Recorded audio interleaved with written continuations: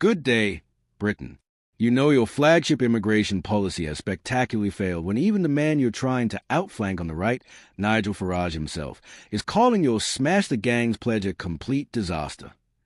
Labour swept to power in July 2024 promising to finally solve Britain's small boat crisis by smashing the criminal gangs organising these crossings, offering a supposedly tough, pragmatic alternative to the Conservatives Rwanda scheme that never got off the ground. Fast forward 18 months, and we've got over 41,000 migrants arriving by small boat in 2025 alone, the second highest annual figure on record, bringing the total since Labour took power to nearly 65,000 people who've crossed the channel illegally. Farage has delivered a devastating assessment. Smash the Gangs is a complete disaster. The one-in, one-out deal is a farce, and the numbers coming over are huge. Many of the young men that have arrived last year will do us great harm. This is a story of how Labour's supposedly pragmatic approach to immigration has produced results barely different from the Conservatives they replace, while their Smash the Gangs rhetoric has proven as empty as every other political promise on this issue, and how Britain continues sleepwalking into an immigration crisis that nobody in Westminster seems capable of actually addressing rather than just talking about endlessly whilst the boats keep coming. Quick favour before we dissect Labour's immigration failure. If you're sick of politicians promising to control borders whilst presiding over record migration, hit that subscribe button right now. Over 94% of you watching haven't subscribed yet. It's completely free, takes a second, and helps us keep exposing leaders whose tough rhetoric never translates into actual results. Smash that notification bell so you never miss when we document the next broken immigration promise or policy failure. If you've just subscribed, you're brilliant. Cheers. Now, let's unpack how Smash the Gang became another empty slogan. Let's start with the numbers because they tell a damning story. 41,472 migrants arrived in the UK last year after crossing the English Channel. That's the second highest annual figure on record, beaten only by 2022's 45,774. So Labour's first full year in office produced the second worst small boat crisis in history. That's an achievement.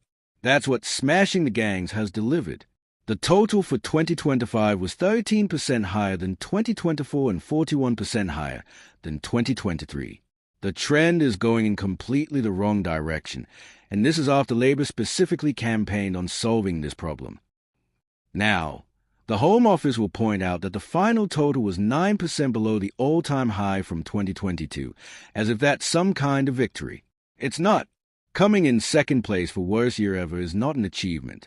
It's a disaster. It's like a football manager celebrating finishing second bottom instead of bottom and expecting applause for avoiding the wooden spoon. The standard should be dramatic reduction in crossings, not just being slightly less terrible than the absolute worst year on record. The data also shows some interesting trends that reveal what's actually happening. The average number of people per boat rose to 62 in 2025, up from 53 in 2024 and 49 in 2023. Think about what that means. The gangs are packing more people into each boat, maximizing profit per crossing, making the journeys even more dangerous than they already were. That's not gangs being smashed. That's gangs adapting and optimizing their business model whilst Labour's enforcement efforts prove inadequate to stop them. If you were genuinely disrupting these criminal networks, you'd expect their operations to become less efficient, boats to carry fewer people, crossings to become more difficult and risky for the smugglers. Instead, the opposite is happening. For much of last year, arrivals were running at the highest level since record began in 2018. Only in the last 2 months did the pace slow, with long periods when no migrants arrived, including a remarkable 28-day run from November 15th to December 12th. But here's the thing about those quiet periods. They are primarily due to weather, not enforcement. Winter brings rougher seas and worse conditions that make crossings more dangerous. Spring and summer will inevitably bring renewed surges as conditions improve. That's a seasonal pattern we've seen year after year. Claiming credit for reduced crossings in winter is like a lifeguard claiming credit for fewer people drowning during months when nobody's swimming. Nearly 65,000 migrants have arrived in the country by small boats since Labour came to power. 65,000. That's larger than many British towns. That's a small city's worth of people who've entered the country illegally, bypassing normal immigration controls, and Labour's response has been entirely reactive and inadequate. They don't control who's coming. They don't screen effectively. They can't deport most of them. They just process them into the asylum system where they'll wait years for decisions whilst living on taxpayer support. Nigel Farage's assessment is brutal but accurate. Smash the gangs is a complete disaster. The one-in, one-out deal is a farce, and the numbers coming over are huge. Let's take each part of that statement. Smash the gangs is a complete disaster is demonstrably true. The gangs have not been smashed. They are thriving.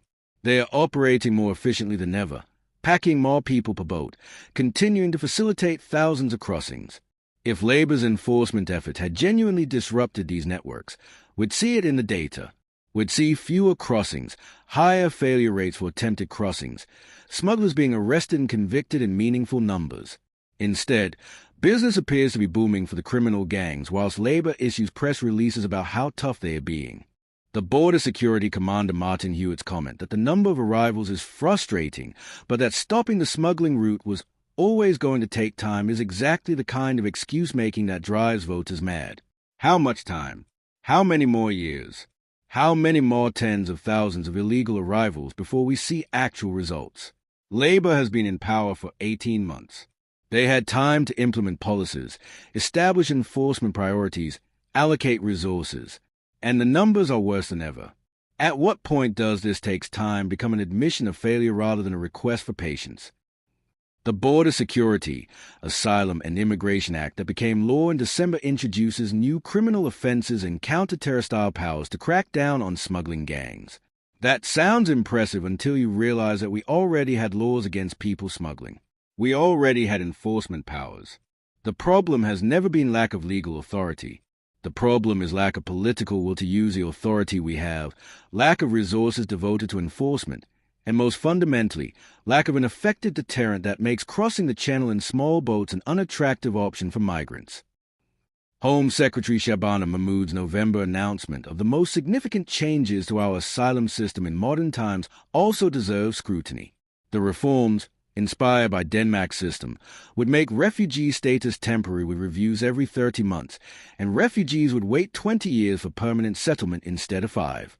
That's genuinely tougher than current policy, and it sparked backlash from Labour MPs who called it shameful and accused the government of echoing Farage's rhetoric.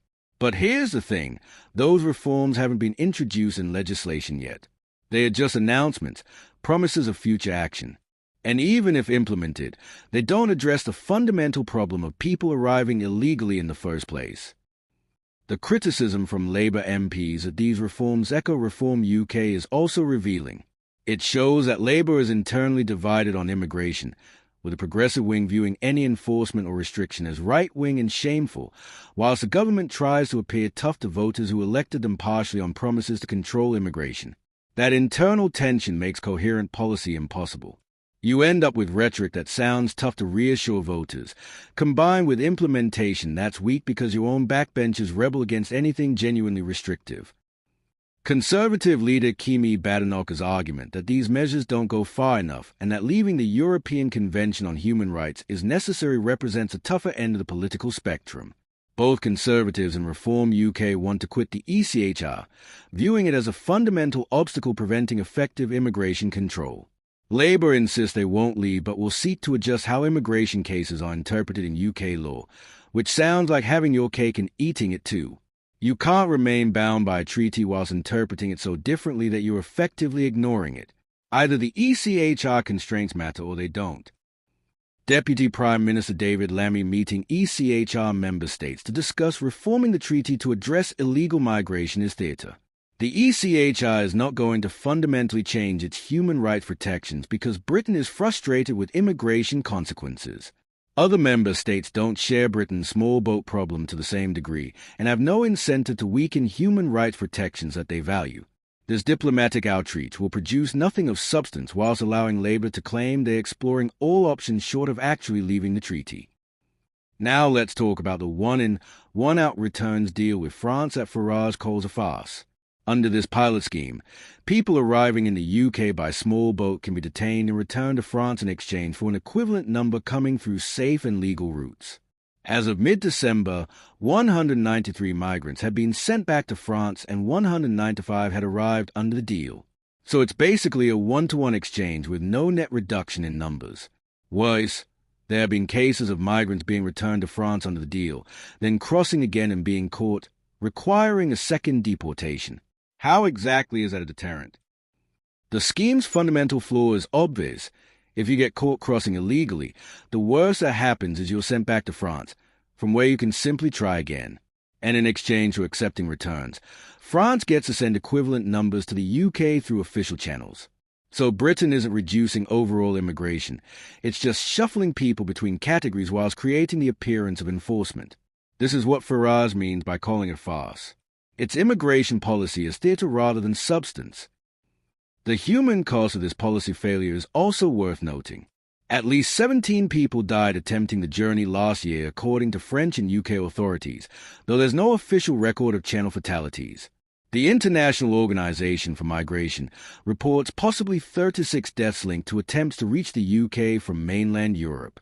These deaths are tragic and preventable.